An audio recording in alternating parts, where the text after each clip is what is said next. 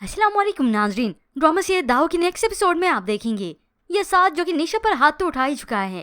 निशा अपनी सास से कहती भी है कि मुझे लगता है साथ के साथ कोई नफ्सियाती मसला है, वरना ये नॉर्मल इंसान की तरह नहीं है। ये मानने से वो तो साफ इनकार कर देती हैं और उसका भोलापन ही कहती हैं, साथ की ना समझी नादानी कहती हैं। बस इसे ऐसे कभी कभी गुस्सा आ जाता है और साथ ही उसे बड़े प्यार प्यार से रोकती हैं कि वो साथ के मुतालिक कुछ भी अपने घर वालों को ना बताए। निशा जिसकी आजमाइशें तो अब शुरू हुई हैं, जब साथ का मकरू फरेब चेहरा बिल आखिर उसके सामने खुल ही गया। अब इसकी गैर मौजूदगी में वो अपने कमरे में जाती है, नमाज पढ़ती है, दुआ करती है और फिर आईने में आकर अपना चेहरा देखती है। साथ के थप्पड़ की वजह से उसके चेहरे पर निशान है। इतना जुल्म हो गया मगर अपने भाई को कुछ नहीं बताती, सिर्फ मजबूर हो जाती है कि वालदा की तबीयत खराब है। फिर यूं ही साथ अब जो कि घर पे मिलता ही नहीं, खाना भी नहीं खाता और निशा भी डरी सहमी सी होती है। यूं कुछ वक्त बीत जाने के बाद साथ की वालदा और अलमास बेगम की मुलाकात होती है। दोनों बाहर मिलते हैं तो साथ की वालदा सारी सिचुएशन बताती हैं, मगर ऐसे में अलमास बेगम तो जल्दी में तेल छिड़कने का काम ही करती है। ऐसा प्रिटेंड करती है कि साथ कोई ज्यादा जुल्म नहीं कर रहा, बस निशा को ही सब्र करना चाहिए। उसकी माँ को हुआ क्या है जो इतना शोर कर रही है, तो वो परेशानी से उसे बताती हैं कि उसकी वालदा को हार्ट अटैक हुआ है। बस फिर ये सुनना था कि अलमास बेगम का शैतानी दिमाग तो है ही, साथ की वालदा को भी अपने ट्रैक पर लगा दिया। ये तो बहुत अच्छा हो गया है, तुम्हारे हाथ में तो बहुत बड़ा पत्ता आ गया है। माँ की तबीयत खराब होने की वजह से वो दब जाएगी, मजबूर हो जाएगी, माँ और भाई के सामने दोबारा कभी मुंह नहीं खोलेगी। तुम बस उसे डराती रहना कि अपनी माँ की तबीयत का ख्याल करे, उन्हें कुछ भी न बताए। साथ की वालदा ये बहुत पहले कर तो चुकी हैं, मगर अब वो इस बात पर कायम हो जाएंगी। और वहाँ पर अब साथ जो कि एक बार तो अपना गुस्सा दिखा चुका है, हाथ भी उठा चुका है। निशा की जबान दराजी तो अब उसे बर्दाश्त नहीं होती, उसका खून खोलते रहता है, इसकी शक्ल तक देखना बर्दाश्त नहीं करता।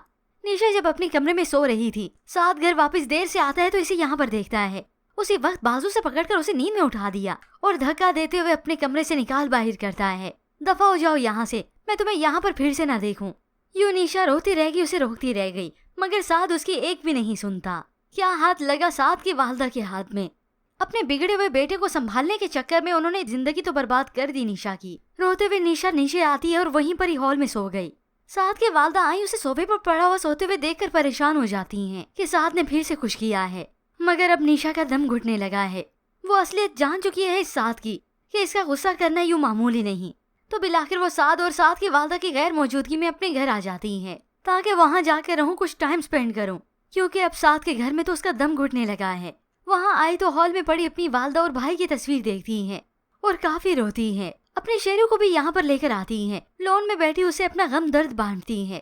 अम्मी की तबीयत बहुत खराब है शेरू, और मेरी बेबसी तो देखो, मैं उनसे बात भी नहीं कर सकती, उनके पास भी नहीं जा सकती और ज़ारो कतार रोने लगी। उनको बता भी नहीं सकती यहाँ मेरे साथ क्या हो रहा है।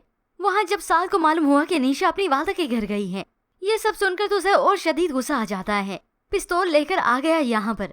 जैसे ही दरवाजा खोला तो सामने निशा को देखता है। निशा डर के उठकर बैठ गई, अपने शेरू को देखती है क्योंकि उसे अब अपना शेरू बहुत अजीज है। ये साथ आते ही निशा का सर पकड़कर उस पर पिस्तौल तान देता है। अब बता तुझे ठोकू या इसे? वो अपने जान पर भी जुल्म नहीं होने दे सकती और ना ही इस बेबस परिंदे पर। मगर इस साथ की दरिंदगी तो अभी शुरू हुई है। ये निशा मजबूर होकर बिल आखिर घर वापस आ जाएगी और मजबूर होकर साथ का हर जुल्म सितम भी सहती रहेगी। यूं बिल आखिर वो साथ के हाथों ही मारी जाएगी, जो कि व्यूअर्स आप आने वाले साथ में देखेंगे। मगर निशा अपने भाई और वालदा के सामने अपनी जबान नहीं खोलेगी।